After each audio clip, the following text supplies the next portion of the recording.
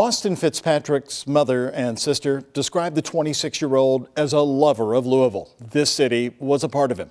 And after graduating from Ballard High School and then U of L, he gave it everything he had. His death became another in a long line of homicides in our city that began as a carjacking.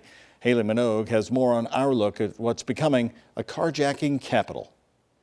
On a November evening at the corner of Burnett and 3rd Street, Austin Fitzpatrick pulled his car up in front of his apartment after a weekend camping trip just after 1 a.m.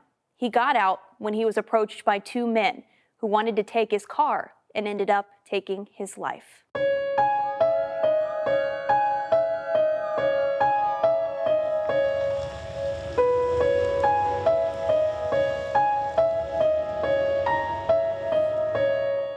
I don't know anyone who's had a family member been murdered. Like, I don't know anybody who has experienced this.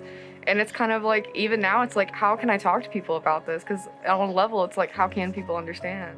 How can we understand? What compels a person to take a life in exchange for a car? We're coming up on 3 months now, and, you know, the realization that, no, he's never going to walk through that door again is just, it's so difficult. Austin Fitzpatrick was an artist and the best friend you could ask for, and his murder is unsolved. I don't know if they immediately asked for the keys or they showed their guns or exactly what, but he made it inside the foyer, and then that's where he was shot and killed.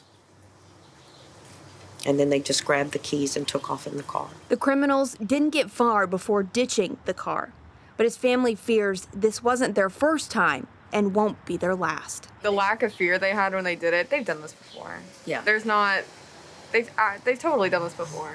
A mother and sister's pleas. They hope enough to encourage people who know something to speak up. We have to work as a community to help one another to stop this. So staying silent is, you're doing nothing. The possible penalty for a charge of this degree could be the death penalty. I just feel like there'll be some relief that whoever did this to Austin is no longer out there to do this again.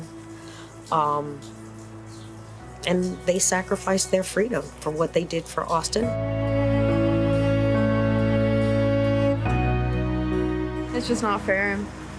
It's so not fair. Yeah, it isn't. Like, somebody who was gonna do so many good things, like so many ideas, like could have changed the world in some way, and he's gone, and that's never gonna happen again. It's just so unfair.